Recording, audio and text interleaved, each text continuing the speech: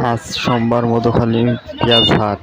মধুখালী পেঁয়াজ হাটে বর্তমান পেঁয়াজ বিক্রি হইতেছে 1000, 1050, 1060, 1070 টাকা মন। আমি নিয়ে আসছিলাম 4 মন, 1050 টাকা দরে বিক্রি করছে মন। আর গুটি পেঁয়াজ বিক্রি হইতেছে 1400-1500 টাকা মন গুটি পেঁয়াজ। আর রসুন বিক্রি হচ্ছে মন প্রতি 2200, 2300, 2500। হাট থেকে বেরোনোর সময় শুনি সামনে অটো ভ্যান সংঘর্ষ হয়েছে। অটোর গ্লাস ভেঙে রাস্তায় প্রচুর ভ্যান পল্টি খেয়েছে।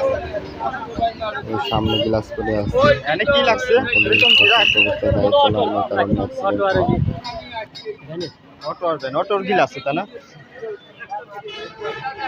এই যে এখানে অটোর গ্লাস ভেঙে পড়ে আছে।